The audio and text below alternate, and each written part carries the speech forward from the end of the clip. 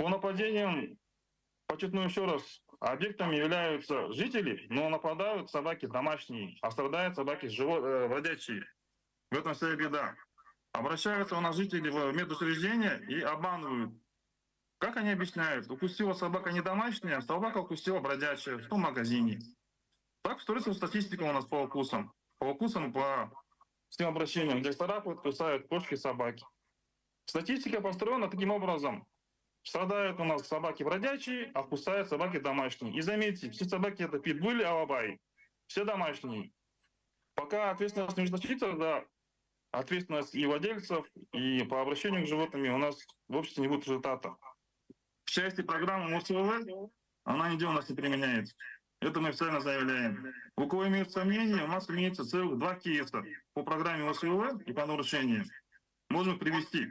Это факты, это не слова. Видео, фотофиксацию имеется.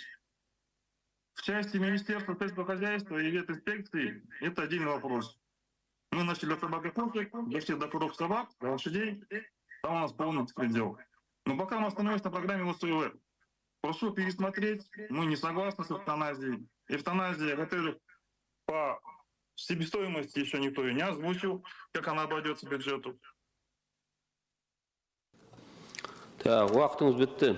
Жанатбек Нұрғышбекович, рахмет сіздің ақпаратыңызға, бірақ өзіңіз айтып отырсыз, ОСБ-да не выход, не вариант, эвтаназия не вариант. Тогда что вариант? Раз. И второй, вы говорите, статистика неправильная. А откуда вы взяли свою статистику? Вы что, по всему Казахстану статистику ведете сами? Ну, возьмем 2 региона, например. Статистику нам дают официально все акиматы областей и городов республиканского значения. По каждому факту нападения. Это зарегистрировано. Это зарегистрированная, значит, информация, которую официальные власти направляют. А сколько там бродячих, сколько там домашних, конечно, вопрос субъективный, но даже если 50/50, это немалые случаи.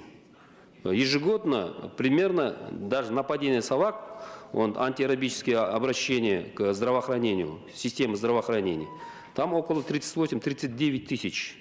Даже если 50% это бродячие собаки, это примерно 15 тысяч. Это немалый случай. Поэтому статистика, то, что вы говорите, что это неправда, я скажу, что ваша неправда. Вы откуда взяли?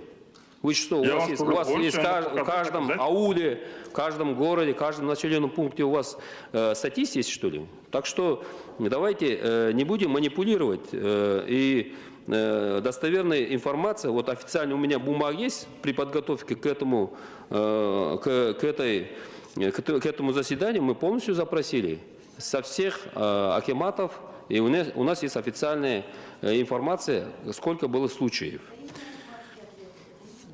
Это общие данные, без подтвержденных фактов, не забывайте. Если если у вас какие-то есть предложения, вы можете направить в комитет или рабочую группу.